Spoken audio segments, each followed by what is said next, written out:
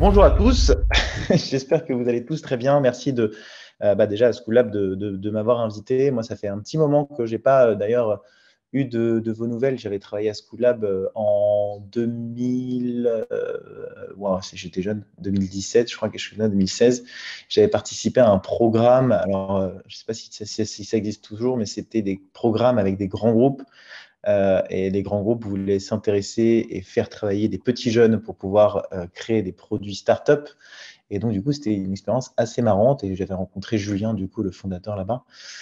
Très sympa. Donc, c'est super cool de pouvoir relier les liens avec School Lab. Et je voyais en plus en plus de communication et de gens très cool qui étaient invités. Donc, je suis plutôt content de venir vous aider. Je connais assez bien, donc je ne sais pas exactement s'il y a une full audience de School Lab ou s'il y a des gens un petit peu extérieurs aussi, mais je connais assez bien les profils qui sont à School Lab. Donc, je vais essayer un peu d'orienter. De toute façon, c'est ce que je disais, si vous êtes là, c'est que principalement, vous êtes dans la problématique de l'acquisition B2B. Moi, le but, si vous voulez, vraiment de cette présentation, c'est de vous expliquer, alors au début, un peu plus en détail ce que c'est le gros, même si vous savez un petit peu ce que c'est, quels sont les avantages que vous pouvez avoir avec le gros, mais surtout, qu'est-ce que le gros dans le B2B. Donc, je vais essayer de vous faire un rapide résumé. Enfin, ceux qui font un peu de grosses se rendent compte au quotidien, c'est un métier qui est juste interminable, tellement qu'il touche de vertical. Donc, finalement, on n'arrive limite plus à savoir ce que c'est véritablement, mais je vais essayer de vous expliquer, de vous donner ma vision de ce que c'est à travers mes expériences. Donc moi, si je vais me présenter rapidement, pour ceux qui ne me connaissent pas, je m'appelle Kevin et j'ai travaillé pendant près de 2 ans à The Family. J'avais lancé les premières formations grosses de France. Donc à l'époque, c'était assez rare de voir des formations grosses hacking en ligne. Et moi, quand j'ai commencé à apprendre le gros, c'était tout seul avec les énormes galères que ça implique, c'est-à-dire pas de support, pas de soutien, personne pour m'aider, des ressources sur Internet qui existaient plus. Il y avait des gens qui essaient de se démarquer. Je pense notamment à BAMF. Je ne sais pas si vous connaissez BAMF Media, B-A-M-F. BAMF, ouais, pour les anciens du gros hacking, qui eux avaient vraiment essayé d'évangéliser au maximum le gros hacking. Et puis après, The Family est arrivé avec Oussama Hamar et qui a commencé à parler, et même comme Courteau, pour ceux aussi qui connaissent, avec Julien, etc., qui ont un peu évangélisé ce métier. Et depuis, je trouve que l'écosystème a totalement, il n'y a plus vraiment d'influence sur le gros hacking. Et c'est les raisons pour lesquelles on a décidé, nous, à l'époque, avec The Family, de créer des formations gros hacking qui marchaient plutôt très bien. Et donc, j'ai enseigné, j'ai pris, à l'époque, j'avais formé, ouais, enfin, j'ai dû en former près de 200 en un an, parce que c'est des présentiels. Et j'ai quitté, du coup, The Family pendant le confinement, et j'ai décidé de lancer mes premières formations gros hacking. Et alors, pour la petite histoire de ce lancement, en fait, quand je me suis lancé, c'était en juillet de l'année dernière. Et en juillet de l'année dernière, je faisais exclusivement des formations très standards sur le gros hacking. Donc, en fait, à peu près tout ce que vous voyez aujourd'hui en formation, c'est-à-dire, je vais citer les concurrents, mais c'est tout ce qui est les Dosio, les grosses tribes, enfin, même Germinal au final, font tous finalement du gros hacking assez standard. Et c'est ce que je vous disais au début, c'est que le gros hacking, c'est tellement un métier vaste et large et différent et vertical dans les boîtes que c'est très bien en fait pour apprendre le gros hacking, mais concrètement, à la fin de ces formations-là, et même je me rappelais les formations, les premières formations que je faisais assez standard, les personnes à la fin de la formation avaient appris plein de trucs sur le business, plein de choses, mais concrètement, ils ne savaient pas comment le mettre en place. Parce que du coup, si tu commences à t'intéresser au gros, c'est que tu vas vers le produit et que tu dis qu'en fait, il faut un produit absolument génial pour pouvoir lancer ma boîte. Il faut que je trouve mon product market fit, mais en fait, mon product market fit, je ne sais pas exactement ce que c'est. Et puis, en fait, je vais lire un bouquin sur la persuasion et puis un autre bouquin sur l'influence. En fait, tu t'en sors jamais, tu fais jamais de business et tu n'arrives pas à t'en sortir en tant qu'entrepreneur ou en tant que même salarié de startup en grosse parce que tu perds du temps dans l'exécution. En fait, il ne faut pas oublier une chose, c'est que le gros hacking, fondamentalement, ça a été créé pour une chose, la croissance.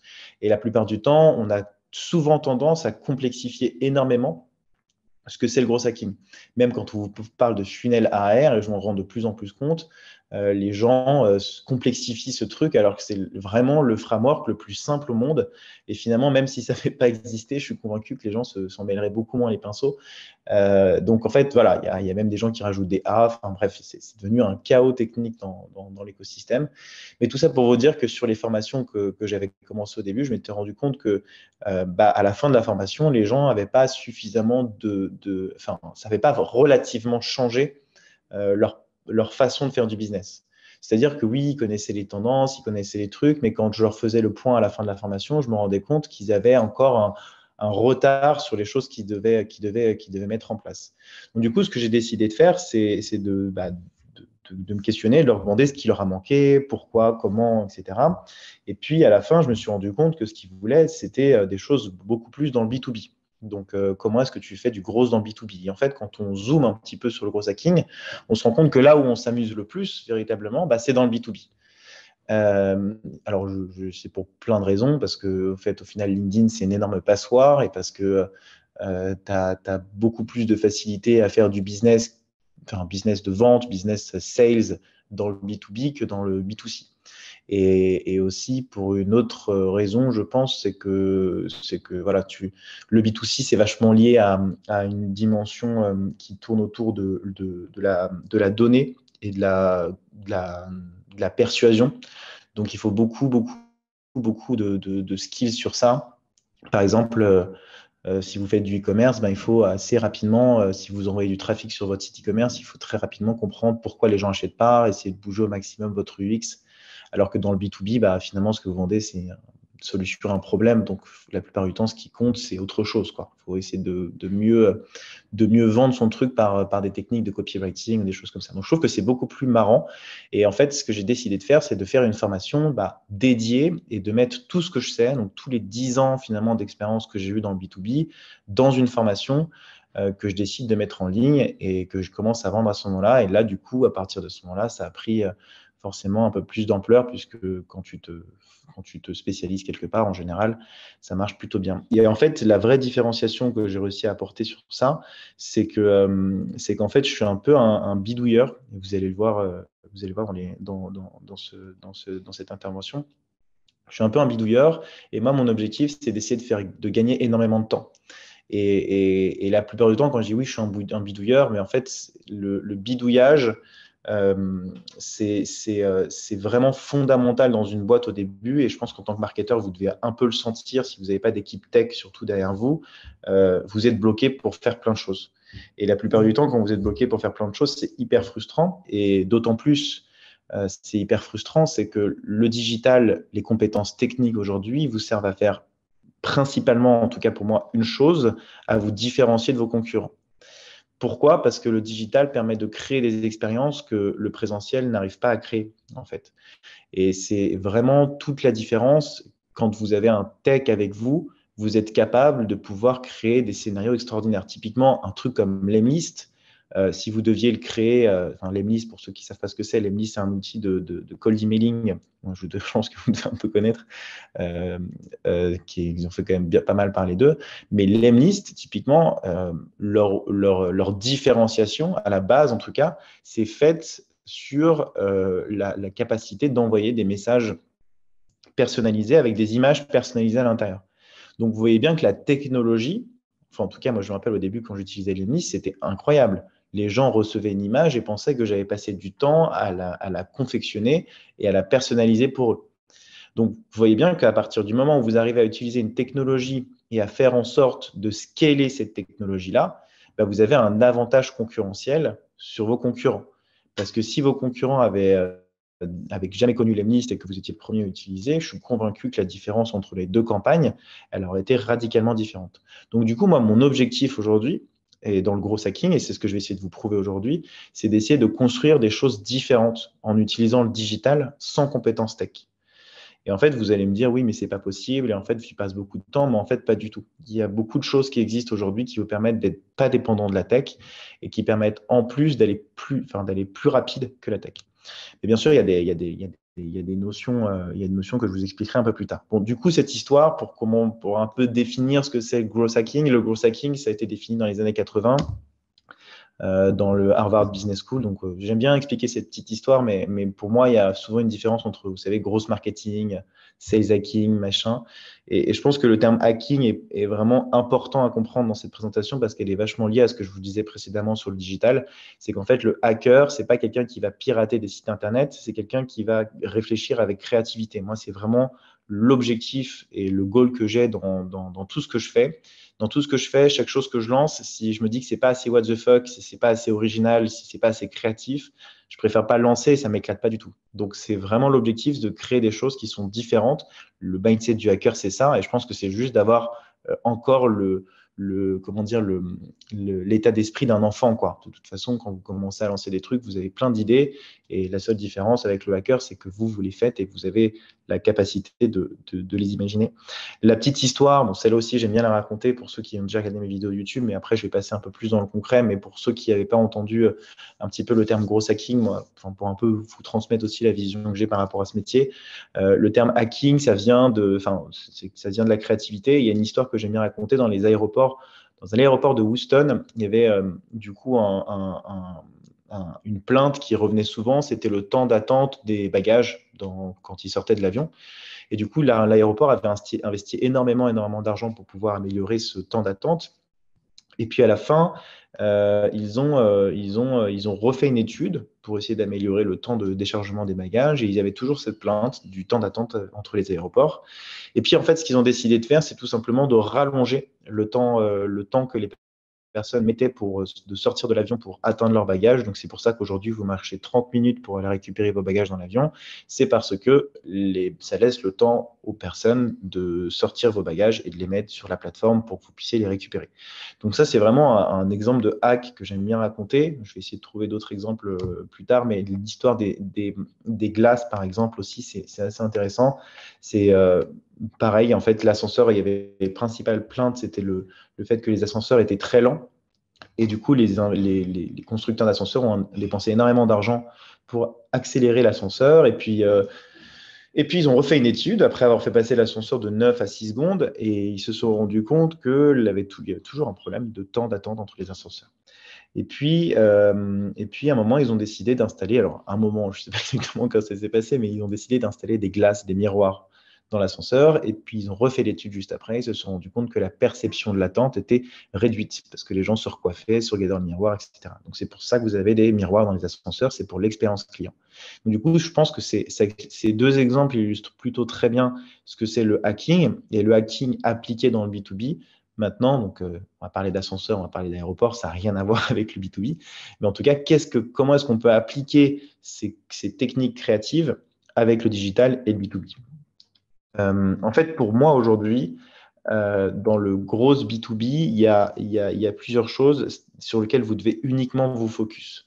Vous savez, ce que je vous disais au début de la présentation, quand vous parlez de gros hacking, vous avez des milliers de techniques, des milliards de choses. Donc, on va vous parler de product, on va vous parler, oui, il faut que tu testes la plateforme pour voir le taux de conversion, il faut que tu fasses ci, il faut que tu fasses ça, il faut que tu installes Google Analytics, il faut que tu installes Google Tag Manager.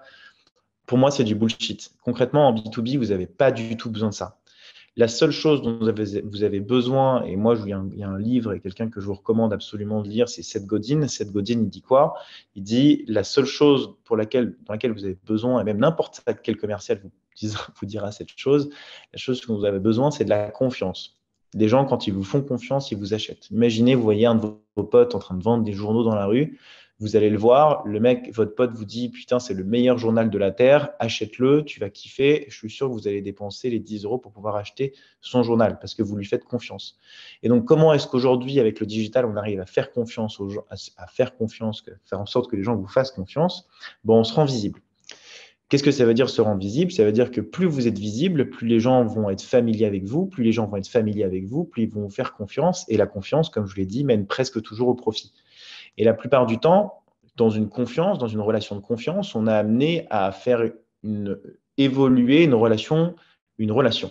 C'est-à-dire que si vous rencontrez quelqu'un dans la rue, au début, vous le voyez, puis après, je sais pas, vous allez lui parler, donc ça devient une connaissance, puis ensuite, vous continuez à le voir et ça devient un ami, et puis peut-être ensuite, ça devient un client, et puis ensuite, à la fin, ça devient un ambassadeur, pourquoi pas, de votre personne.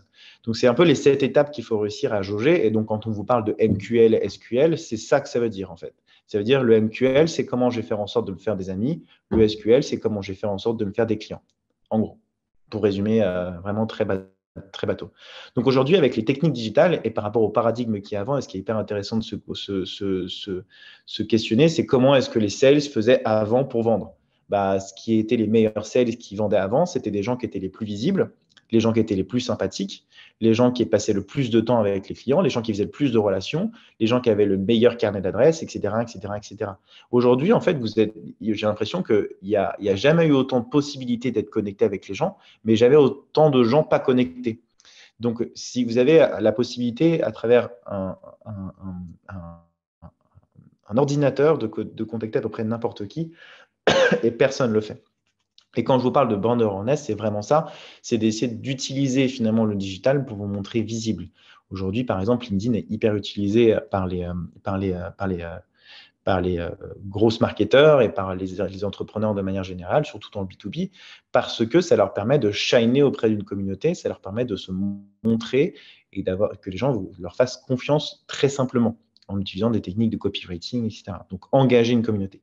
La deuxième chose, c'est comment vous faites en sorte d'engager une communauté. Une communauté, moi, je l'ai un peu sous-estimé au début parce que je trouvais que ça prenait énormément de temps, mais une communauté, c'est fondamental. Moi, je l'ai vu à The Family. En vrai, n'importe quel business que vous lancez marchera. C'est-à-dire que vous avez un espèce de gap. Aujourd'hui, si vous atteignez, il y a une stat qui dit qu'à peu près, si vous avez 100 000 personnes qui vous suivent, vous êtes tranquille pour la vie. Bon, après, il faut les atteindre, les 100 000 personnes. Mais en tout cas, sachez que déjà même 15-20 000 personnes qui vous suivent, imaginez le nombre de possibilités que vous pouvez faire avec ça, le nombre de business que vous pouvez faire. Et ça, Lemlist, il l'a très bien compris, en fait. Quand il a lancé sa communauté, ça sert principalement à ça. The Family aussi. The Family, il lance une formation par jour, il n'y a pas de problème, les gens vont potentiellement les suivre. Enfin, voilà, c'est vraiment la communauté, vous pensez que c'est... On n'arrive souvent pas trop à comprendre le pourquoi du comment et on se dit oui, on fait ça pour la fame et pour faire plaisir aux gens. Non, non, en fait, pas du tout. C'est juste qu'en fait, plus il y a les gens qui vous suivent et plus vous avez de possibilités de pouvoir faire du business. Parce que vous n'allez peut-être pas vous cantonner qu'à un seul business, vous allez peut-être trouver d'autres choses, du service, du conseil, enfin bref, j'en sais rien, faites ce que vous voulez, du recrutement. Mais en tout cas, voilà, le community builder vous permet d'avoir clairement un unfair advantage sur vos concurrents. Et donc là, en fait, rien quand on analyse les deux choses, le brand awareness, la community builder, bah, ça fait un peu penser à quelque chose. Ça fait un peu penser à du Nabila entrepreneurial. Et je trouve que juste par rapport à ce que je viens de dire, il y a des petites notions qu'il faut avoir en tête, mine de rien. C'est que quand vous faites de l'influence, donc quand vous essayez de travailler votre personal branding, il faut se méfier de quelque chose. C'est que fondamentalement, vous êtes entrepreneur ou vous êtes sales et votre objectif, c'est quand même de faire du business. C'est pas de faire du vu. Et la plupart du temps, c'est hyper. Et moi, j'étais tombé dedans à un moment et on m'a un peu remis sur le droit chemin, c'est-à-dire de faire du putaclic, de faire de 100 000, 200 000 vues sur LinkedIn. Honnêtement, ça te fait grave kiffer, ça facilite ton ego, mais derrière, c'est quoi le retour sur business? Ça, c'est la première chose. La deuxième chose, il faut se dire aussi, c'est que moi, je parle de brand awareness, mais c'est plus du personal awareness. Aujourd'hui, sur LinkedIn, vous allez plus communiquer avec votre propre compte qu'avec le compte d'une entreprise, parce que les gens s'attachent plus facilement à un personnage qu'à une marque. Et la difficulté, c'est que demain, bah, ça va être un peu difficile pour vous de pouvoir avoir une indépendance de l'acquisition puisque toute l'acquisition viendra de vous. Moi, c'est un peu mon problème aujourd'hui, c'est qu'en fait, les gens achètent pour moi et achètent pas forcément pour mes formations. Donc, du coup, voilà, faut avoir un peu conscience en ça et essayer progressivement au maximum décharger cette indépendance à travers d'autres canaux d'acquisition. Donc, moi, par exemple, je suis en train de me lancer sur YouTube. Si vous voulez en savoir un peu plus, allez voir mon profil. D'ailleurs, si vous pouvez me suivre, franchement, ça serait hyper cool, blague à part, parce que c'est vraiment une énorme galère. Ça fait presque 1 an que j'ai lancé ma chaîne YouTube et j'ai que 800 followers. Et franchement, je vous assure, et c'est la moyenne hein, de manière générale. Donc, encore une fois, si j'avais une communauté, je pense que j'aurais explosé beaucoup plus facilement, chose que je n'avais pas. Et en plus, tu as souvent tendance, je trouve, quand tu es entrepreneur, à essayer d'écouter ce que disent les gens. Et en fait, ce que disent les gens, c'est souvent du bullshit, qu'il ne faut pas faire de la communication, qu'il faut attendre que l'algorithme se fasse à ton audience. Totalement bullshit. En fait, encore une fois, vous voyez, vous pouvez perdre 1 an en fait, de potentiellement réussite en écoutant les gens. Donc, il faut aussi beaucoup, beaucoup se méfier de ça. Voilà, petit retour sur, sur expérience par rapport à ça, parce qu'on m'a souvent dit pas mal tout et son inverse sur YouTube. chose que je n'aurais pas dû faire. J'aurais dû juste me lancer et voir si ça marche en fait. Ensuite, il y a le copywriting. Donc, le copywriting, pour ceux qui ne savent pas ce que c'est pas la protection qu'il y a derrière les livres, c'est la capacité que vous allez avoir à d'écrire pour vendre. Et en fait, ce super pouvoir-là, tout le monde peut l'avoir, c'est pas très difficile, il faut juste un petit peu de pratique, comme tout. Et enfin, le gros outbound et inbound, c'est comment vous allez réussir à créer du trafic, à créer de l'expérience autour de l'acquisition, de l'acquisition de chasse ou l'acquisition de pêche. Et le gros ops, c'est comment est-ce que vous allez constituer finalement votre équipe, votre sales team pour pouvoir créer une machine de lead. Donc voilà, pour moi, c'est vraiment les caractéristiques fondamentales du gros B2B. Si vous êtes en B2B, vous avez juste besoin de savoir ça. Le reste, honnêtement, on s'en fout un petit peu, quoi. Tout ce qui est data, machin, truc, franchement, vous occupez pas forcément de ça. Concentrez-vous uniquement sur ça et le focus, en tout cas au début, je vous parle. Bien sûr, votre boîte va grandir avec le temps. Mais en tout cas, au début, il faut principalement se concentrer sur ça et ça devrait bien se passer. Donc, du coup, la vraie différence qu'il y a entre apprendre le gros hacking et ne pas apprendre le gros hacking, c'est que la plupart du temps, vous allez lancer dans la prospection. Et la prospection, c'est un sujet mais tellement vaste. Moi, ça fait près de 10 ans que j'en fais.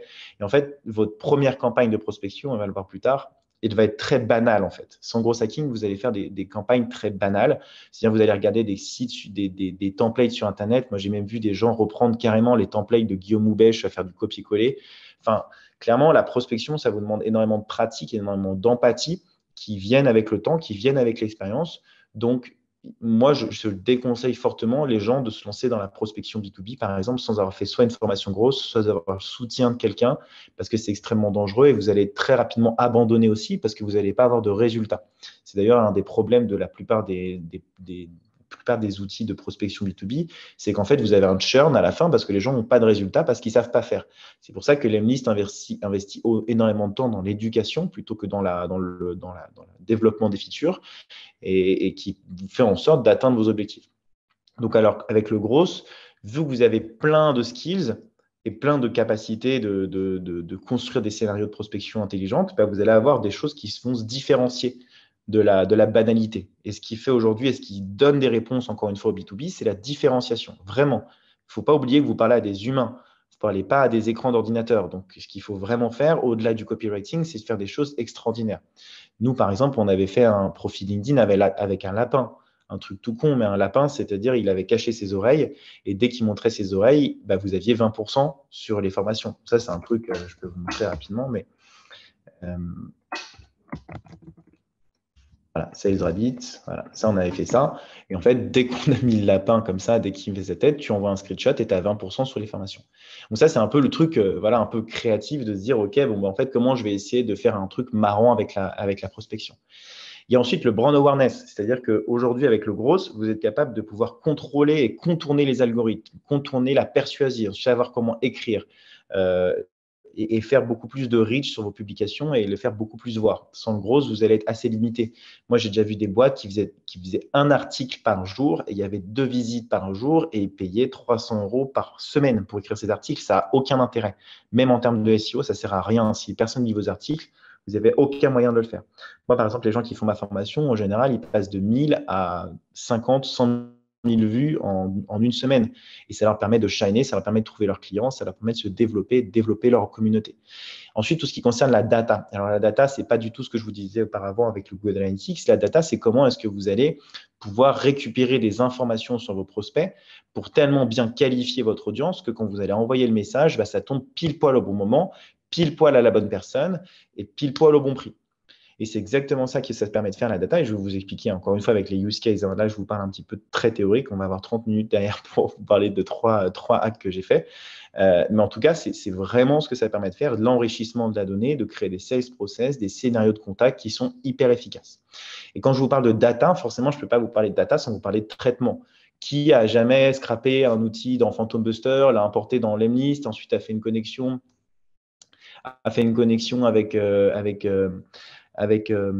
je sais pas, avec Zapier pour ensuite l'envoyer dans une autre data, fait une connexion avec Drop Contact, mais en fait, les informations de Drop Contact ne sont pas les mêmes que celles sur LinkedIn, donc du coup, je dois corréler, je dois faire une VLOOKUP, ensuite, je dois faire un index max, je dois faire un split, je dois faire une concatenate. Tout ça, en fait, c'est des choses que tout le monde vit. Donc, quand vous créez votre base de spreadsheet ou Excel pour la constituer, ça prend énormément de temps. Et un gros hacker est capable de le faire à une vitesse hallucinante, en fait. Et moi, j'ai déjà vu des gens, par exemple, rien qu'un truc tout con, mais je vous explique le regex. Les regex, c'est une formule qui vous permet d'extraire un email depuis un email contenu dans un texte, en gros, dans une phrase, dans une sentence. Et juste ce truc, j'ai vu des gens passer des journées ou des après-midi entières à récupérer cet email dans une couche de texte, alors qu'avec la regex, c'est fait en 10 secondes. Et juste ces éléments-là, ça vous permet de passer une demi-journée à faire ce traitement-là, c'est quand même une énorme perte de temps, une énorme perte de business. Et c'est à ça que sert le gros aussi. Et enfin, bien sûr, la créativité. En fait, quand vous avez toutes les compétences qu'il faut, vous avez la capacité d'idéaliser des scénarios de contact, d'idéaliser des scénarios de B2B, construire des outils qui vous viennent en tête parce que vous êtes la tête dedans, en fait. Et c'est vous qui expérimentez au jour le jour et c'est vous qui avez les idées pour pouvoir prospecter des gens. Vous savez faire des recherches, vous savez utiliser des API, vous savez connecter des applications entre elles, vous savez faire plein de choses. Et tout ça, ça va vous aider à être plus créatif. La plupart du temps, aujourd'hui, la créativité, tu la trouves dans les podcasts, en fait. Et c'est très bien, hein. Moi, je pense que j'ai rien contre les podcasts. J'ai déjà eu des idées avec les podcasts. Mais derrière, quand tu écoutes quelqu'un qui t'explique comment il fait sa prospection, derrière, le mec, il a sûrement une équipe de 5 tech, 5 devs avec 3 product managers et 5 sales derrière qui le suivent. Toi, tu es tout seul. Donc, la créativité, elle est beaucoup plus difficile à implémenter quand tu écoutes des gens qui ne sont pas dans ton problème, dans ta galère, quoi, en fait, j'ai envie de te dire, tout simplement. Bon, du coup, on va commencer à faire les petits use cases et surtout, si vous avez des questions, n'hésitez pas. Il nous reste 30 minutes à peu près. Je voulais vous parler de quelque chose, moi, que j'affectionne particulièrement, c'est ce que j'appelle un cheval de Troie. Un cheval de Troie, c'est quoi? Et c'est ce que j'enseigne beaucoup dans mes formations, c'est c'est quelque chose, en fait, que vous allez créer pour pouvoir attirer vos clients. Typiquement, moi, si vous allez sur mon site internet, donc formation-du-6, grosse-du-6, hacking.fr, petite parenthèse, c'est le nom le plus pourri, je le déteste. C'est hyper long quand on me demande mon email. Mais en tout cas, quand vous allez sur mon site internet, moi, j'ai plein de cheval de Troie, enfin, un cheval de Troie. Mais du coup, mon cheval de Troie, c'est quoi? C'est par exemple un e-book.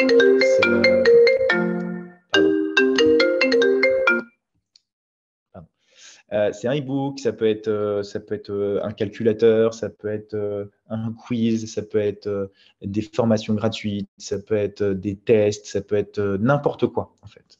Et du coup, tu vois, Thomas, par exemple, c'est quelqu'un avec qui je bosse, qui travaille plus sur des formations sur le closing. Moi, je suis sur plus l'acquisition B2B. Et en fait, à nous deux, on a constitué un espèce de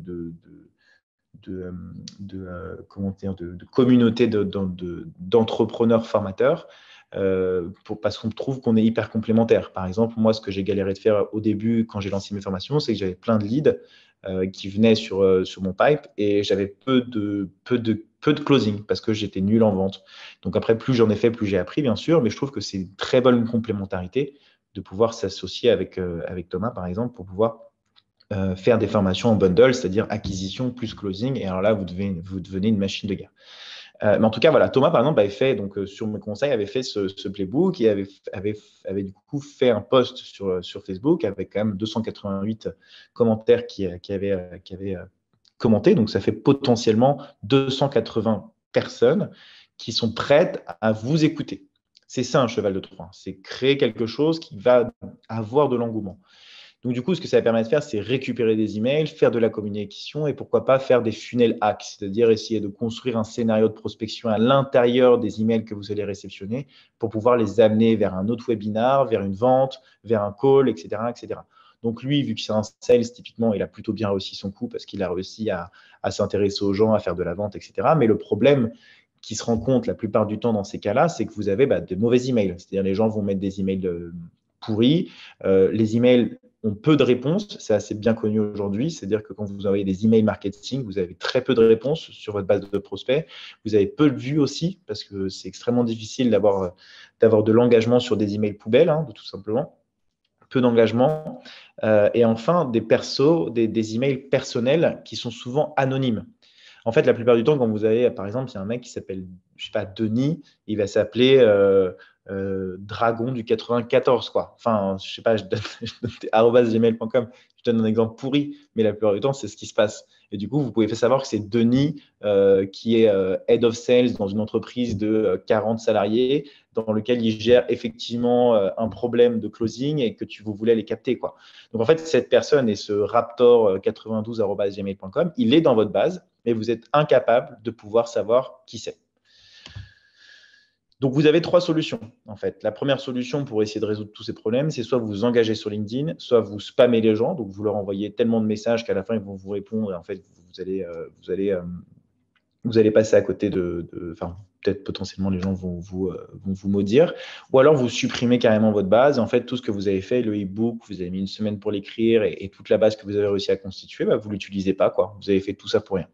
En fait, non, on va essayer d'utiliser, nous, un hack qui est d'aller engager sur LinkedIn. Et alors, comment est-ce qu'on va faire pour pouvoir trouver le LinkedIn de quelqu'un depuis un email? Donc, je ne sais pas si vous avez vu dernièrement, j'avais fait un post LinkedIn à ce sujet-là. Et en fait, l'idée, c'est quoi? C'est d'essayer d'utiliser un outil. Donc, moi, c'est un framework comme ça que j'ai fait ici. Et en fait, vous voyez, ça, c'est là une liste d'emails que j'ai récupérée. Donc, qui vient de ma base et de boîtes que j'ai réussi, d'emails que j'ai réussi à récupérer. Et je vais essayer de vous montrer, je vais vous faire une petite démo de cet outil. Alors, attendez, bougez pas. Ouais, on va aller là. Tac, tac, tac, tac, tac. En fait, vous avez un outil qui est juste monstrueux. Qui s'appelle, c'est celui-là en fait, c'est cet outil-là. Alors non, c'est pas celui-là, je l'ai vu tout à l'heure, c'est peut-être celui-là. Ouais, c'est celui-là. Voilà. Ça, cet outil-là, honnêtement, si vous ne l'avez pas encore téléchargé, téléchargez-le, mais il vous permet d'exploiter n'importe quoi, n'importe quel outil, n'importe quel API depuis un spreadsheet. Donc, alors bien sûr, il faut un peu connaître les API. Les API, pour ceux qui ne savent pas ce que c'est des connexions entre eux. La plupart du temps, c'est du JSON. Du JSON, c'est un langage unifié qui vous permet de corréler des données à des autres données. Donc là, en l'occurrence, on va essayer d'exploiter une API qui va permettre de pouvoir récupérer depuis des emails le profil LinkedIn de quelqu'un. Donc là, en l'occurrence, ce qui se passe, vous voyez, j'utilise ce qu'on appelle un Visum Run. Je ne sais pas si vous voyez, Visum a fait cette extension. Si vous voulez voir le tuto complet, vous pouvez aller voir directement sur mon site. Je vais essayer de laisser quand même un peu de temps aux questions après. Et du coup, et donc là, vous voyez, vous allez voir vous pouvez faire de A0 à A1000. En fait, vous mettez les variables, etc. Vous récupérez le token. Et là, bam, est-ce que ça vous trouve tous les emails comme ça. Voyez. Donc là, en fait, toutes les personnes qui se sont inscrites, par exemple, sur mon site, je suis capable de savoir exactement qui c'est. Donc là, je vois des boîtes de dingue. Ah voilà, je vois Schoolab en plus, Clément. Clément est venu sur mon site. Je vois des boîtes Payplug, je vois des boîtes de dingue, en fait. Et je me dis, mais c'est quand même dingue de pouvoir se dire que tous ces... il y a même mon frère ici, vous voyez, DFR, là, Vincent Dufresne.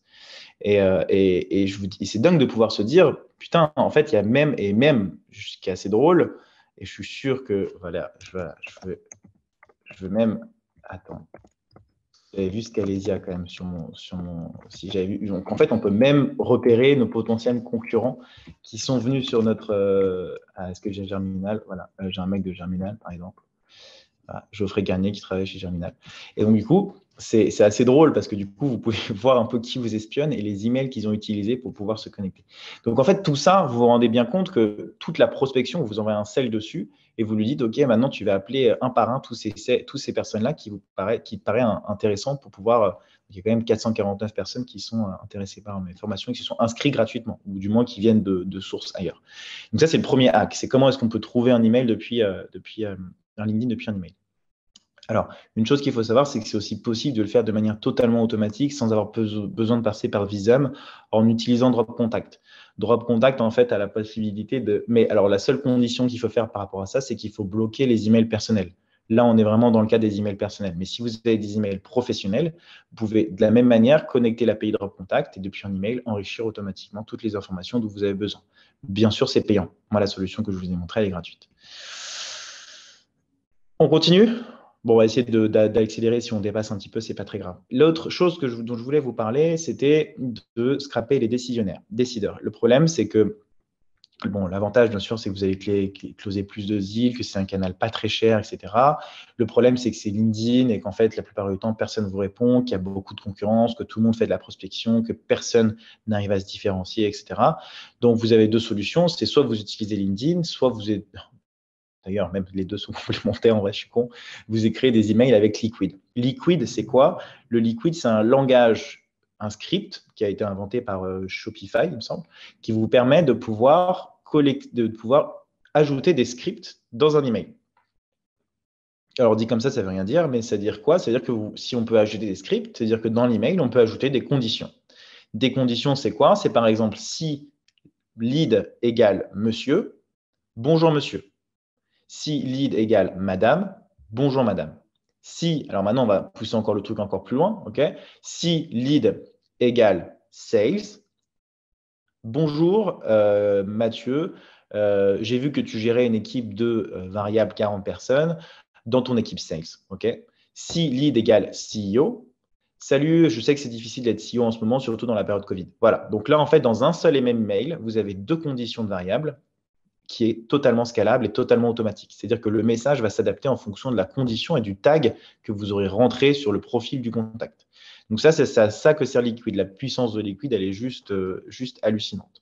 Donc du coup, ce qui se passe, le vrai problème de ça, c'est que quand vous allez sur LinkedIn et que vous faites un scrapping de données, vous avez ça, quoi, en fait. Vous avez toutes ces conneries-là. Là. C'est-à-dire, vous avez sales B2B, machin, truc bidule, enfin, vous avez des trucs dégueux, quoi.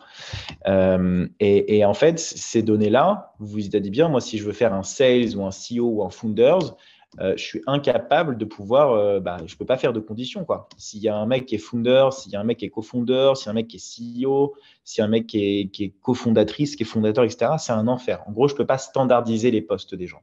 Donc, du coup, ça, c'est typiquement un outil qui peut être créé par votre équipe sales, par votre équipe sales grosse plutôt, ou par vous d'ailleurs, si vous avez envie de tester cette technique de standardisation de données. Et comme vous pouvez le voir, ça utilise des formules, ça utilise des app scripts. Ça fait, en fait, je peux vous expliquer rapidement comment ça marche, mais honnêtement, ça, c'est un truc, vous demandez à un dev de le faire, vous mettez une semaine à le faire, quoi. Ça, je l'ai fait en 1 heure, même pas. Et ça, tout ça, c'est venu de scripts que j'ai récupérés sur Internet. Enfin, en gros, j'ai fait une recherche Google, j'ai réussi à récupérer un script qui ressemble à ça. Voilà. Et en fait, cette donnée-là, je me suis dit, en fait, cette donnée-là, je vais la transformer en ça. Celle-là, je vais la transformer en ça, etc., etc., etc. Et en fait, j'en remplis plein. Et comme vous pouvez le voir, j'ai près de 80% des choses qui sont synchronisées, quoi. Voilà, Après, j'ai plus ici, mais en tout cas, vous voyez bien que maintenant, je peux faire if condition sales. Le mec, il a business dans son titre. Donc, je sais que c'est un sales. Donc, je peux lui parler en tant que sales. Là, en revanche, si le mec, il a grosse, je sais que c'est marketing. Donc, je peux faire if marketing égal. Donc, en gros, voilà, vous pouvez créer des conditions en utilisant ces solutions. Et vous pouvez utiliser ce truc-là, en fait, de plein de manières différentes. C'est-à-dire que vous pouvez aussi remplacer, là, le monsieur, madame. Vous pouvez aussi écrire des if madame, par exemple. Vous le remplacez par vous faites exprès de ne pas faire la faute d'orthographe, par exemple. Chose qui est très compliquée. Mais par exemple, si vous faites bonjour madame, j'ai vu votre profil, je suis, je sais pas, un truc conjugaison avec un et quoi. Enfin, vous m'avez compris, vous faites madame, monsieur, vous faites un truc avec et vous voyez qu'en fait, la personne n'a pas fait de faute d'orthographe quand il vous a contacté. Donc, du coup, ça peut même éveiller sur certains types de personas. Ça peut jouer aussi. Vous pouvez aussi jouer avec les orthographes, etc. Voilà pour le hack 2. Et du coup, est-ce qu'on peut se dire que c'est suffisant? Oui, je pense qu'on peut se dire que c'est suffisant, mais pas seulement. Là, c'est la dernière chose que j'ai faite et je voulais vous en parler un peu en avant-première. C'est en fait, j'ai trouvé le moyen d'automatiser la création de vidéos automatiques et je vous ai fait une démo. Alors, je vais vous montrer. En fait, c'est sur un spreadsheet. Donc tout ça, en fait, ça va être du scrapping classique. Okay, donc là, je l'ai fait par exemple avec Schoolab. Donc là, vous pouvez voir, il y a Vincent Muller qui travaille chez Schoolab. Je ne sais plus l'adresse, hein, je l'ai fait au hasard hier. Il y a 44 employés, ça non plus, je ne sais plus. J'ai mis l'industrie, j'ai mis le lien. Donc tout ça, en fait, ça va être des informations que je vais récupérer automatiquement. Et là, du coup, là, je l'ai hébergé sur mon site, mais du coup, il y a possibilité de scraper. Vous savez, hein, avec des API, c'est pas difficile de scraper, de faire des screenshots, en tout cas, d'écran. OK. Donc ça, c'est l'écran de Vincent Muller.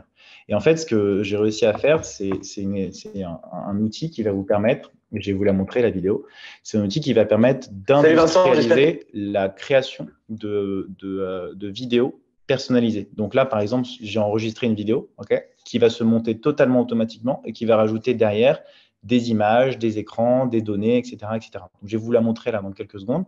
Mais en tout cas, sachez juste que je dis bonjour Vincent au début parce que je vais targeter tous les Vincent qui sont sales. Okay, je vais retourner une vidéo pour les Julie, pour les machins, etc. J'ai juste décidé de lancer une expérimentation sur les Vincent. Donc, je sais pas, il y a quelque chose comme 1000 sales, business, machin en France. Je me dis, si je leur envoie ça, ça risque de faire un petit choc. Donc, dites-vous bien qu'en fait, là, l'écran ici va totalement changer dynamiquement et je vais prendre 30 secondes à créer cette vidéo. Donc, je vous montre rapidement. D'ailleurs, j'aimerais bien avoir votre avis parce que je ne l'ai pas encore testé, cette vidéo. J'aimerais bien avoir votre avis sur le contenu. Je vous laisse écouter. C'est parti. Salut Vincent, j'espère que tu vas bien. Alors sache que cette vidéo est 100% automatique, même si tu vois le screenshot de ton LinkedIn derrière moi. Je me suis juste dit que plutôt de t'expliquer le contenu de ma formation et ce que je faisais de manière générale, j'allais te montrer ce qu'il était possible de faire avec. Really, nigga? Pour rapidement me présenter, moi je m'appelle Kevin et… Ah, petit problème de connexion.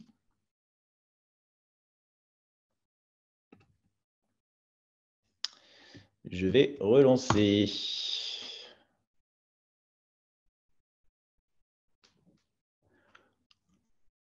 L'aléa du direct. Vous m'entendez toujours? Ouais, on t'entend. En attendant, peut-être que ça charge, il y avait Pierre Pluot qui demandait quel était le livre de Seth Godin dont tu parlais au tout début. Le quoi? Pardon? Le livre dont tu parlais au tout début de Seth Godin sur le gros hacking.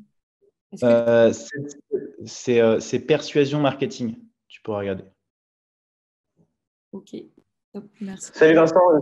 Pardon, c'est lancé tout seul. Bon, là, je pense qu'on va y arriver. Allez, je vous la vas bien. Alors, sache que cette vidéo est 100% automatique, même si tu vois le screenshot de ton LinkedIn derrière moi. Je me suis juste dit que plutôt de t'expliquer le contenu de ma formation et ce que je faisais de manière générale, j'allais te montrer ce qu'il était possible de faire avec. Really, nigga? Pour rapidement me présenter, moi, je m'appelle Kevin et je fais des formations sur le gros hacking et je me suis spécialisé dans l'acquisition B2B. Donc, plus concrètement, j'aide les commerciaux à devenir ce qu'on appelle des sales hackers. Donc, j'enseigne des techniques d'automatisation, par exemple, pour pouvoir leur permettre de créer des centaines de vidéos de prospection personnalisées comme celle-là. J'espère que tu trouves ça plutôt cool en tout cas. C'est pas la seule chose qui est possible de faire avec ce que j'enseigne. Grâce au scrapping, tu vas être aussi capable de récupérer des informations sur tes leads. Donc, je suis allé un petit peu vérifier ta boîte et ce que tu faisais. Et là, tu vas voir des informations qui s'affichent de manière automatique à l'écran. Mais tu sais quoi, même si c'est pas suffisant, on peut jouer un petit jeu pour aller encore un petit peu plus loin. All right. Je vais rapidement visiter son site. Alors, bouge pas.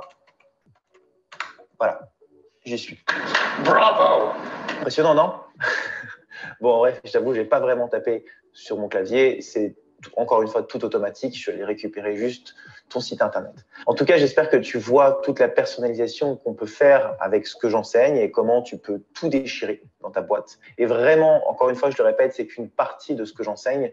Donc, si ça t'intéresse de savoir même comment j'ai construit ce scénario et de savoir un peu plus en détail le contenu de ma formation, je t'invite à prendre rendez-vous dans le calendrier que je t'ai laissé juste derrière. Voilà, je te remercie. À bientôt. Voilà. J'aimerais bien avoir votre avis, du coup, s'il y a des gens qui peuvent commenter pour me dire leur pressentiment sur cette vidéo. Mais en tout cas, voilà, ça, c'est le truc que je vais faire dans pas longtemps. Donc, bien sûr, il va falloir que je remplisse tout ce fichier et que je vois ensuite ce qui va se passer. J'avais même aussi pensé, dans la prochaine chose que je vais faire, c'est du coup, je vais utiliser cet outil-là pour faire un post LinkedIn et dire, voilà, par exemple, ce qui est vachement intéressant aussi d'utiliser ça, LinkedIn comme une preuve sociale, c'est-à-dire que vous pouvez demander aux gens d'aller commenter votre post pour au moins donner leur avis sur la campagne que vous avez lancée.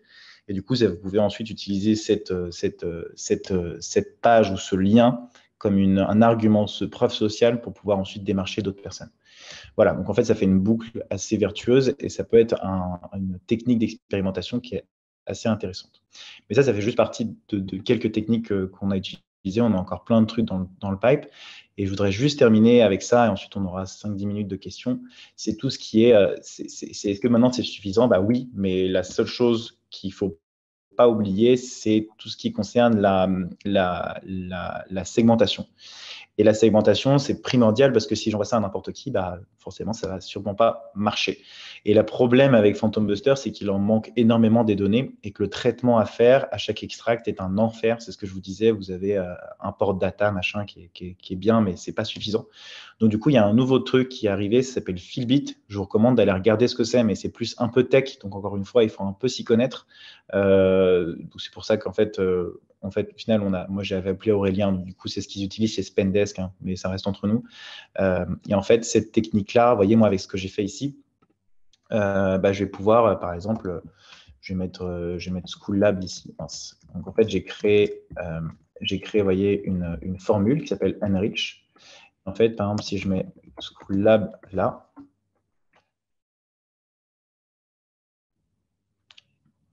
ouais, voilà, ça n'a pas fait. C'est le Join School Lab, non? Tac, tac. Si je peux t'aider. C'est The School Lab. Voilà, c'est ça.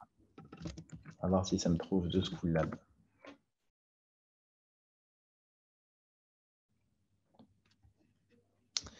Ouais, voilà, The School Lab. Ouais. Et donc là, en fait, j'ai 175 employés. C'est ça, hein? Ouais, ça Ouais, doit être quelque chose comme ça. c'est ça. Fondé en 2015, il y a 175 employés. J'ai la rue, j'ai le département, j'ai la ville, j'ai ce qu'ils font. J'ai aussi le nombre d'employés par product manager, le nombre d'employés dans le marketing, le nombre d'employés dans le business, le nombre d'employés dans le sales. Donc, en fait, vous vous doutez bien que tout ça, ça peut devenir des variables aussi. C'est-à-dire que je peux dire, j'ai vu que tu avais… En fait, moi, business et sales, je ne fais pas trop la différence. Donc, j'aurais plus dit, bah, il y a 31. Donc, j'aurais fait un calculette avec ces deux trucs-là, quoi. J'aurais dit, bah, j'ai vu que tu avais 31 personnes en sales. Et du coup, ça devient une variable dans ta prospection. Voilà, mais en fait, moi, ce que j'ai fait, surtout sur ça, c'est qu'en fait, j'ai réutilisé, vous voyez, l'outil là de synchronisation de data. J'ai récupéré la même chose et j'ai juste dit, OK, je vais mettre client actuel. Et là, hop, je mets client nouveau. Et en fait, ça va automatiquement m'extraire ceux qui ne sont pas dans mes campagnes existantes. Et du coup, voilà, ça me le met en false ici, en l'occurrence. Et ça me l'output ici automatiquement. Voyez, et ça me le met là. Donc, en fait, ça va automatiquement enrichir toutes ces données sans que j'ai besoin de rien de m'occuper. Donc, en fait, ensuite, je récupère cette liste et je pars en prospection. Voilà, voilà, j'ai fini. Il nous reste 7 minutes pour discuter un petit peu. J'espère que je ne vous ai pas trop cassé la tête. Mais en tout cas, je suis disponible si vous avez des questions. Est-ce que tu en as peut-être à me lire ou pas du tout? Ouais, bah déjà, un grand merci. Trop bien tous ces outils. J'ai envie de les utiliser moi aussi. Je vois qu'il y a des participants qui lèvent la main. Ah bah c'est bon, je peux leur permettre de parler. Lucas, je te donne la parole. Ah, c'est Guillaume, ouais, plutôt. Ouais, pardon. Son ordi, on a regardé ça en groupe. Mais merci beaucoup. Guillaume? Ouais, j'ai une question. Je suis un peu vieux là-dessus. LinkedIn a été racheté par Microsoft. Mhm. Comment on fait le lien avec un Outlook? Est-ce qu'il y a un truc qui permet d'automatiser des choses à partir d'Outlook ou les API, ça se passe pas bien et on est obligé de travailler sur du datasheet comme tu nous l'as bien montré, quoi. Voilà. Bah moi, je suis assez fan de Google Sheet parce que comme tu as pu le voir, il y a plein de modules complémentaires, en Ouais, fait, ici. Et en fait, l'autre chose qui différencie, selon moi aussi, c'est tout ce qui concerne les app scripts. Ce qui fait qu'en ouais, fait, tu peux créer des bouts de code comme cela. Bon, ça, c'est des ouais, bouts de code. En vrai, voilà, je les ai un peu adaptés. Mais tu vois, j'ai d'autres outils comme cela. En fait, tu peux même aller encore plus loin. C'est-à-dire que selon l'entreprise, tu peux récupérer son nom de domaine et aller même récupérer son logo, tu vois. ouais, bien Donc, sûr. tu vois, et en fait, ça, c'est des choses que tu peux pas faire avec Outlook. Tu peux pas faire ça Donc, avec Excel. non. Enfin, Ah tu bah, peux, mais je ne sais pas comment faire, en tout cas. ah, Mais je pense pas que tu puisses rajouter des scripts JavaScript qui soient connectés avec des API sur Excel. Parce que pour moi, c'est un truc qui est local, tu vois. C'est un truc que tu installes sur ton ordinateur. C'est pas un truc Non, comme ça qui est en ligne, tu non, vois. C'est en ligne maintenant. non. Excel, tu as Office 365 online, tu sais, le cloud de Microsoft est très bon, mais peut-être ils font des scripts, hein, tu vois. Excel, c'est antérieur à Google, mais juste, je sais pas, en fait, je sais pas. Je posais une question, mais je suis pas assez bon là-dessus, mais on va essayer de creuser. Bah, tu vois, là, il y a un truc. Ah ouais, ouais. Je sais pas, tu vois, mais là, il y a un mec qui a Ok. posé la question. Ouais, c'est du Graph REST 1.0. Ouais. Mais voilà, moi, en tout cas, Je moi, connais je rien, mais ouais. il Ok, faudrait que tu te renseignes. En fait, le truc qu'il faudrait que tu tapes, c'est ce que j'ai dit, tu vois, c'est tout à est-ce qu'il fait. y a il y a un app script sur Microsoft et dans ce cas, tu peux regarder. Mais après, le truc qui est quand même cool, c'est que la communauté, en tout cas, de Google est quand même plus cool, quoi. Tu vois, Ouais. pour moi. Enfin, il y a plus de scripts. Oui, non, mais attends, je suis pas. GitHub ou sur Stack Overflow, tu as plus de chances de trouver quand tu demandes des apps scripts Google que quand tu as des apps scripts D'accord, Microsoft. ok. Tu vois. Est-ce que Donc, les du coup, moins informations que dépendant tu as de la tech. apportées, on en a quand même un certain nombre dans l'Emlist, par exemple. Euh, toi, tu préfères passer par des scripts Google et tout gérer depuis tes feuilles de calcul parce que les outils comme la liste sont limités, non? Bah, les outils Lemlist font pas ça, en fait. Ouais. Les outils Je Lemlist, pensais ils par font exemple pour pas. le nom, dire les CEO, je sais que la période est difficile en ce moment. Est-ce qu'on pourrait faire un tri par le poste? Euh, Tu as un truc tu un truc qui est payant. Je crois que c'est ça, c'est Evaboot qui te le fait. Merde, pardon. Ça te le fait, mais c'est payant, quoi. Ouais, Tu vois. Et eux, ils vont, je sais même pas s'ils vont ah le ouais, standardiser. ah ouais. Je sais même pas s'ils vont te le standardiser au final, mais tu vois, ils vont, ouais, ils vont en fait, voilà. Ils vont t'enlever un peu les titres qui sont mauvais, mais tu vois, ils vont même pas vraiment te Hmm, standardiser, quoi. Ils vont faire un filtre. Moi, je l'avais vraiment fait pour utiliser le liquid, tu vois. d'accord. hmm. Voilà. Mais d'ailleurs, en fait, honnêtement, je sais même pas comment les gens qui utilisent liquid font sans ça. Mhm. Tu vois. Parce que, enfin, clairement, hein, on est tous d'accord que quand on extrait un truc, ça ressemble à ça, quoi. Tout le monde a des titres différents, donc je t'avoue, je sais pas. Moi, je me demande même pourquoi ça n'existe pas, ça. Mhm. Mais ça te fait gagner du coup beaucoup de temps et tu peux tester pas mal de trucs. Liquid, c'est quand tu le fais direct depuis tes mails, c'est ça? Liquid, je vais te montrer. La liste Tu a as fait montré tout à un. l'heure. Ouais. Ouais. Liquid a bien défini le truc, mais tu vois, c'est ça. C'est if gender monsieur, bah, du coup, tu vas commencer par monsieur. Ah oui. Tu vois. Else, du coup, c'est madame. Tu vois. Tu peux rajouter. Et là, du coup, if position égale founder. Donc là, tu fais en tant que fondateur, tu dois apprendre à déléguer. Mais en revanche, c'est if position égale founder ou même SMB, tu vois, en taille de l'entreprise. Hmm, Nous savons que c'est difficile pour une petite entreprise. Tu vois. D'accord. C'est des petites variables et en fait, tu peux en faire indéfiniment, quoi. hmm. D'accord. Donc ça, effectivement, on le fait Et- depuis la liste en utilisant Liquid, si j'ai bien compris. Mais il faut quand même trier sa donnée avant pour être sûr d'avoir les bonnes positions, quoi. Exactement. Ouais. Mais tu vois, ce qui est aussi cool, c'est que du coup, tu peux même utiliser des variables. Donc, par exemple, là, les dates, tu vois. Tu peux lui proposer une date de rendez-vous now ou dans une heure, ou tu vois, enfin, en gros, tu peux créer même des dates aléatoires sans que tu aies besoin de programmer une campagne en amont, quoi. Ok. Et donc ça, pour trier, voilà, c'est le script que tu recommandais, mais on a enregistré tout à l'heure. Ouais. Ouais. Ok, ok. Oui, qui n'a pas l'air très compliqué à utiliser, parce qu'on est en Ouais, non, c'est pas. pas de tech, mais un peu Excel. Ok. Ouais.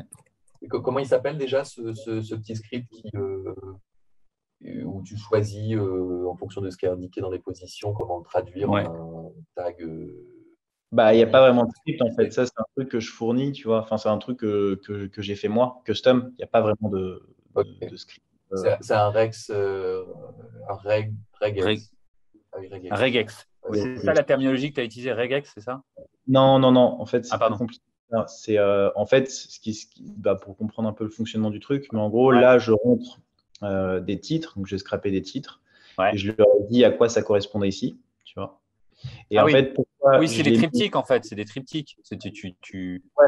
Et en Oui. fait, là, je l'ai mis entre parenthèses. Pourquoi? Parce que en fait, si j'avais, tu vois, ça va transformer en fait le chief Ah executive oui. en CEO et le fondateur en founder. Et en fait, ce que j'ai décidé de faire, c'est que je les ai mis en parenthèse parce qu'ensuite, j'ai fait une regex qui va extraire uniquement l'information qui est dans la parenthèse. Donc, en fait, pour Clé. avoir un truc propre, Ouais, d'accord. Ouais, qui est clé, ouais. Ouais, d'accord. Ok. c'est du bidouillage, hein. Mais c'est du bidouillage Non, très. non, mais c'est important le bidouillage parce que si tu veux aller d'être dans l'ultra personnalisation, c'est fondamental. C'est Ah, mais bien sûr. fondamental. Ouais, Ouais. c'est clair. Mais tu vois, c'est là où je te disais le traitement au début, quand tu fais vraiment, et c'est ça, moi, sales hacker, c'est vraiment ça pour moi. C'est quelqu'un, en fait, plutôt que de passer une journée à faire des trucs, bah, il dit, OK, vas-y, c'est quoi, je fais un outil. Et Mais bien voilà, tout sûr. le monde va l'utiliser, tu gagnes un temps de fou, et voilà. Et même, tu vois, moi, ce que je vais faire avec le truc de la vidéo, là, maintenant, ce que je N'oublie vais pas faire, Salomé demain. N'oublie pas Salomé, c'est très important. Salomé, c'est qui Salomé? Oui, je sais pas, anniversaire de Salomé. Ah oui, non, mais voilà, c'est exactement ça. Bah, en fait, avec ce truc-là, tu peux créer des vidéos automatiques Ok. qui vont se synchroniser avec le prénom, par exemple, de la personne qui s'est inscrite. Donc, en fait, je vais créer une vidéo, tu vois, totalement automatique qui va se générer, qui va dire, écoute, Ah voilà, ouais, je t'ai c'est créé chouette ça. une vidéo. Ouais. Et en fait, pour essayer d'encourager le partage et la viralité, quoi. Ouais. Voilà. Mais ça, c'est avec des Google, codes un peu tu automatiques. le mets à disposition ou il faut qu'on se casse les dents? Mais non, mais en fait, moi, tout ce que je sais faire là, Ouais. c'est ce que j'enseigne dans mes formations, D'accord. tu vois. C'est juste là ce que vous avez vu, c'est vraiment tous les trucs après la formation. Vous êtes prêts, vous êtes capable. Enfin, c'est pas pour vendre mon beurre ou quoi, mais Mm. c'est vraiment dans l'objectif où j'ai créé cette formation, c'est pour vous permettre de créer ces genres de choses-là, en fait. C'est pour ça que, en fait, c'est difficile de vendre même les formations que je propose parce que la plupart et c'est pour ça que j'ai fait ces scénarios de vidéos et tout, parce que même la plupart du temps, les gens savent, tu vois, ils connaissent ces outils, ils disent oui, j'ai regardé des vidéos, etc., machin, mais c'est différent, en fait. Tu peux vraiment gagner du temps, gagner de la productivité, gagner de l'engagement sur les choses que tu vas construire toi-même pour te C'est sûr. différencier des autres. Ça te permet vraiment d'être unique, tu vois. Et imagine, parce que moi, je suis tout seul, mais imagine, et c'est ce que je raconte souvent en boîte, et c'est comme ça que j'arrive à bosser avec eux.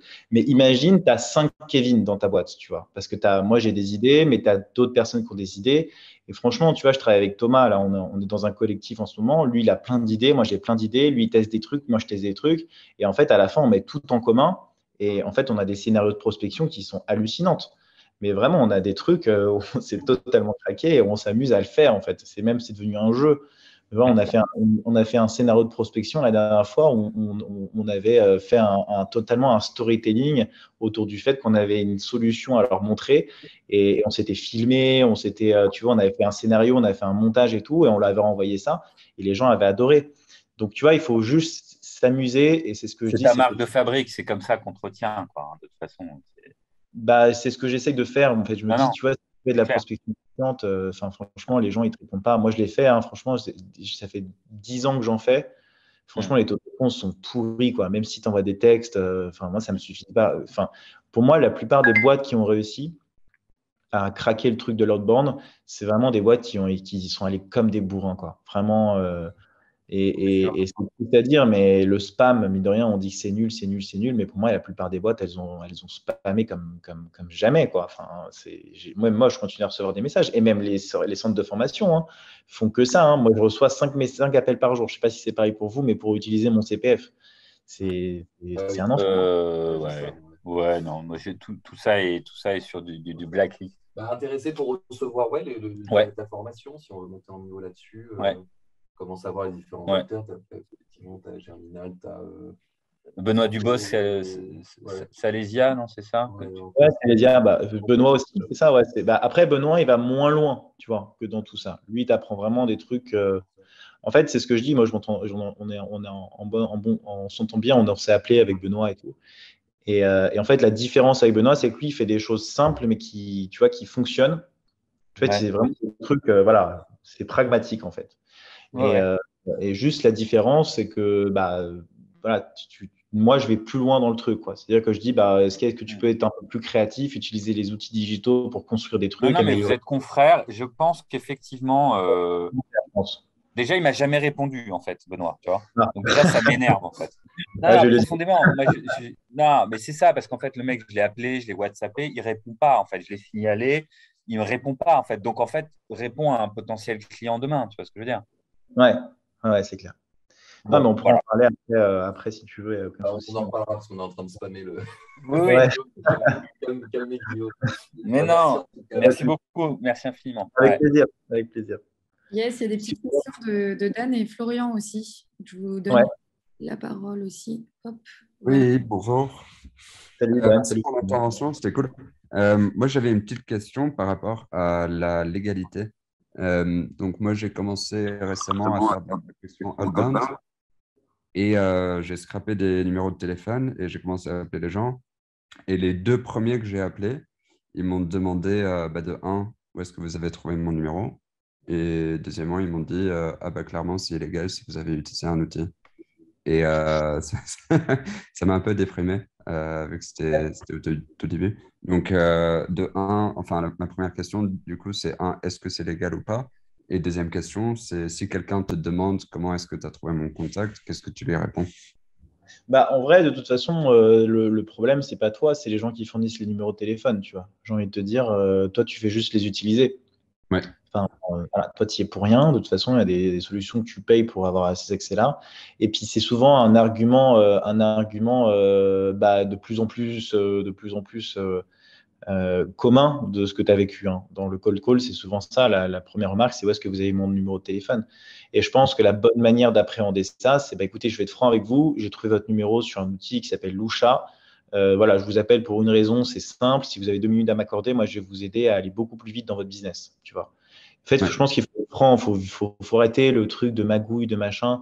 Ouais, j'ai trouvé ton numéro sur Internet, machin. Enfin, pour moi, ça marche plus. Les gens ont besoin de franchise, ont besoin d'honnêteté. Et je pense que l'honnêteté et la franchise, tu l'as par l'empathie, tu vois. Il y a ouais. un bouquin, honnêtement, que je pense que 99% des gens devraient lire. C'est Comment se faire des amis et persuader les gens et influencer les gens. Je ne sais pas si c'est un bouquin que vous avez déjà lu, mais franchement, ce bouquin est dingue. C'est exactement ce que je pense à 100%. Et ça vous permettra de faire des progrès de dingue sur l'empathie, sur comment communiquer avec les gens, comment les influencer, comment les amener avec vous. Pour moi, c'est la Bible d'un sales ou la Bible d'un gros marketeur. Par exemple, dans le bouquin, il disait que quand vous allez à la pêche, vous aimez bien les glaces, mais c'est pas parce que vous aimez bien les glaces que vous allez mettre un bout de glace au bout de votre hameçon. Tu vois. Hmm. Et il disait, en fait, les poissons aiment les vers, donc mettez un vers au bout de votre hameçon et là, vous allez avoir des poissons. Et bien, en fait, c'est pareil. Tu as souvent tendance à avoir un biais de penser à ton propre problème et pas le problème des autres sans les écouter et sans savoir ce qui les perçoit et penser que ce que tu aimes toi, tout le monde aime. Tu vois. C'est un Ouais, exemple tout n'a rien à voir avec ton sujet, mais ça, c'est un truc vraiment qui, moi, est fondamental dans l'outbound et dans les messages que j'écris. C'est vraiment de dire, mais qu'est-ce que moi, ça me ferait à la place de quelqu'un qui me ferait kiffer, tu vois. Typiquement, la vidéo que j'ai faite là, moi, je reçois ça d'un mec qui fait du gros hacking. Je fais, OK, c'est bon, tu m'as tué, prends mon CPF, tu vois. Enfin, c'est ce que je me dirais parce que le mec s'est craqué, il a monté un truc, je trouve que c'est stylé en plus comme approche. Enfin, c'est pas, voilà, même toutes les expérimentations, le mec s'éclate, il s'amuse, et ben moi, j'ai envie de faire un peu la même chose et je vais au moins écouter ce qu'il a à me dire, tu vois. Et c'est pareil avec ton call call. Je pense que la légalité en soi, personne l'utilise. Enfin, moi, je travaille avec des boîtes, je peux même pas dire les noms, mais elles font du scrapping, elles font du call call. Enfin, clairement, pour moi, la législation sur les lois de sécurité de données, c'est une énorme passoire. Il y a même un outil, j'ai trouvé récemment, qui est hallucinant, qui permet de retrouver le numéro de téléphone Facebook dans des bases hackées. En fait, c'est un énorme truc. Moi, je ouais. ne peux pas vous donner le nom parce que je vais aller en tôle, mais en gros, c'est un énorme truc. C'est-à-dire que moi, s'il y a un prospect qui m'appelle, c'est exactement qui c'est, comment il s'appelle. Enfin bref, c'est hallucinant, tu vois. Donc la donnée, oui, pourquoi pas, mais en vrai, franchement, si tu as de la valeur à apporter au mec, voilà, il n'y a pas de raison. Moi, juste le truc que j'ai ciblé surtout, tu vois. Ouais, ouais. Si je donnais l'exemple des mecs qui m'appellent pour mon CPF, franchement, les gars, laissez-moi tranquille, tu vois. J'ai pas envie d'utiliser mon putain de CPF pour apprendre l'anglais avec vous, quoi. Pour apprendre à utiliser Spreadsheet. Donc, surtout qu'en plus, l'approche, je trouve qu'elle est pourrie, quoi. En fait, si tu faisais un truc un peu plus marrant, pourquoi pas, mais voilà. Ok, super, merci pour la réponse. Mais avec plaisir. Yes, moi j'avais deux petites questions, enfin on va plutôt une, t'as déjà répondu à l'autre.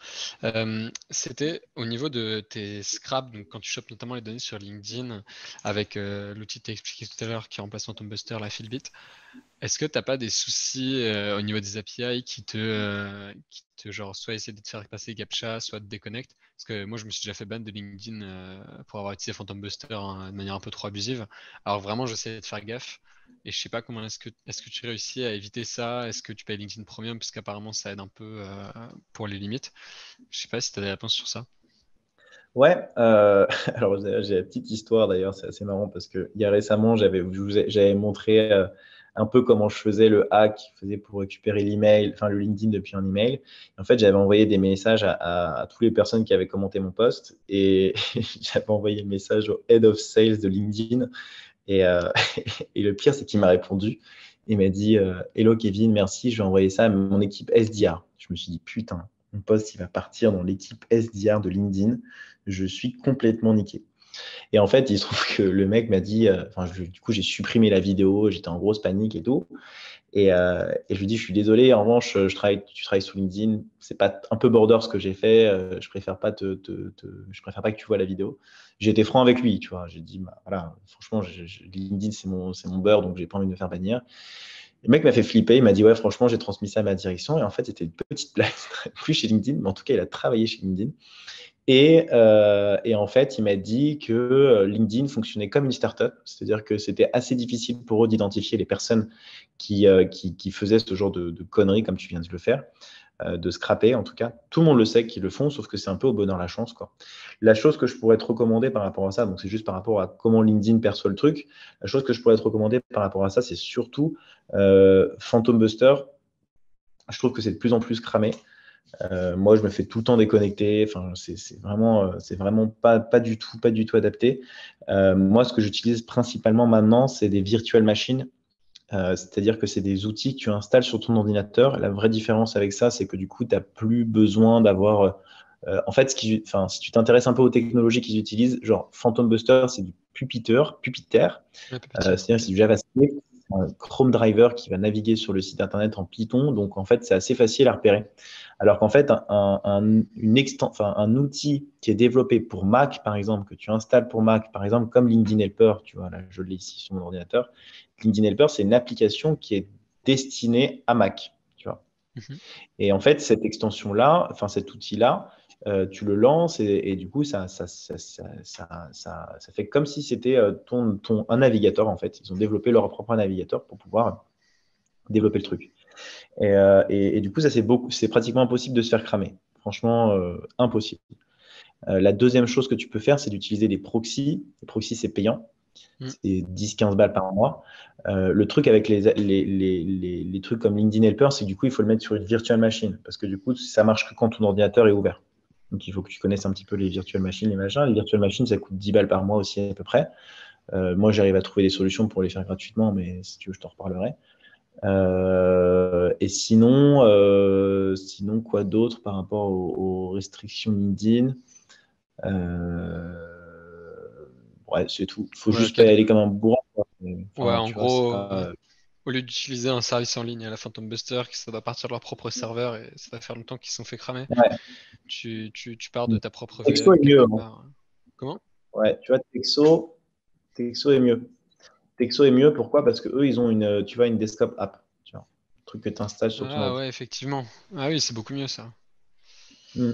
Effectivement, c'est une desktop as. Ok, c'est une bonne idée. Ouais. C'est une super idée. Ouais, je pense que ça marchera effectivement mieux. Ok, bah je vais regarder tout ça. Ouais. Cool. Désolé, mon téléphone n'arrête pas de sonner. Avant, j'ai un call et je vois qu'on me relance sur LinkedIn. Est-ce qu'il y a une dernière petite question? Ouais, il y a une question de Joséphine. Ah bah vas-y. Ouais, salut Kevin. Merci pour ta présentation. Je voulais en fait te poser la question si tu connais des outils pour en fait scraper des emails sur Instagram. Parce que moi, tous mes clients en fait sont des artistes ou des artisans qui proposent des activités artistiques et ils sont plus sur Instagram que LinkedIn. Ok.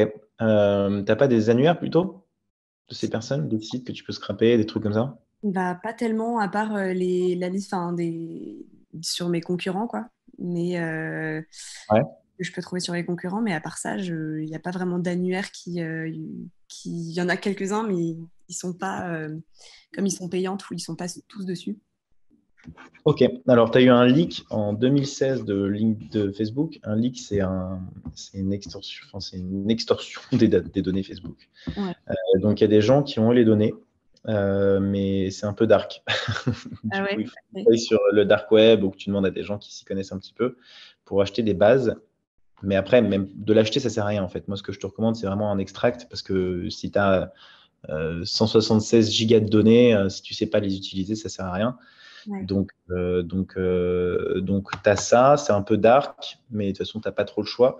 Sinon, tu as les requêtes Google, ça s'appelle des DORC, ou dans lequel tu peux récupérer les emails d'Instagram sont publics. Si tu fais site instagram.com et tu fais gmail.com, bon, ça c'est un truc assez connu, mais ça marche aussi sur Insta. Et du coup, tu vois, là, tu as les Gmail des gens. Tu vois. Ok, d'accord. Donc, faut que tu fasses une requête. Ok. Et ce que tu disais quand tu vas demander du coup à des gens, enfin, comment je peux m'y prendre sinon pour avoir du coup toutes les données traitées, enfin, pas traitées, mais enfin, je sais pas comment. Là, il faut que tu scrapes cette page et ensuite que tu utilises un regex pour récupérer ça. Mais encore une fois, tu vois, ces données-là, je ne sais pas ce que tu vas en faire. Moi, à ta place, ce que j'essaierais plutôt de faire, c'est d'essayer de trouver un cheval de Troie de ces gens-là et d'essayer d'envoyer des messages automatiques sur Insta, tu vois. Ok. Tu vois, je ferais plus ça, c'est plus simple en vrai, que de récupérer ces emails. Parce que même une fois que tu as des emails, tu en fais quoi? Tu vas leur envoyer une messagerie, un spam, c'est pas terrible, tu vois. Donc, limite, tu leur envoies un message, un beau copywriting, ou tu leur envoies une vidéo, tu vois. Tu leur envoies une story en vidéo. Ok. Je sais pas si tu peux automatiser ça, mais ça serait une bonne idée. Ouais, voilà, je pense que c'est cool, tu vois, plutôt que de faire ça. J'aurais plus fait un truc comme ça. J'essaierais de trouver un autre moyen aussi qu'Instagram pour aller récupérer mon audience. Mais de toute façon, sur Facebook, tu dois pouvoir aussi facilement les atteindre, hein, je pense. Si tu penses que ton audience est sur Facebook, enfin sur Insta, tu peux aussi bien l'atteindre sur Facebook. Donc, n'hésite pas à tester 50 balles la semaine pour essayer de voir si tu arrives à récupérer des leads. Franchement, encore une fois, tu vois, c'est pareil. Je trouve qu'on a tendance à souvent complexifier les trucs. Ouais. Franchement, Facebook Ads, c'est le truc le plus simple au monde à utiliser. Tu n'as pas besoin de sortir de ce temps de fin pour utiliser cet outil. Donc, vraiment, des gens se font de l'argent sur le dos de gens qui ont peur. Et le truc qui fait le plus acheter les gens, c'est la peur. Tu vois. C'est pareil pour le gros hacking, hein. En vrai, le gros hacking, pour moi, après, j'ai peut-être un biais, mais pour moi, je ne trouve pas que ce soit non plus très difficile à comprendre. C'est ce que je disais avec le framework AR. En soi, c'est hyper simple à comprendre, mais juste les gens te disent non, tu n'y arriveras pas. Et c'est un peu l'histoire de ma vie. Moi, quand j'ai commencé à lancer mes boîtes, c'était j'apprenais à faire des sites internet, j'apprenais à débriquer d'iPhone, et en fait, c'était très simple à faire, tu vois. Donc, c'est pareil pour Facebook Ads. Je pense que tu peux te lancer, et en tout cas, voilà, bonne chance. Ok, bah merci, ça marche. Je vais voir avec ça. Avec plaisir.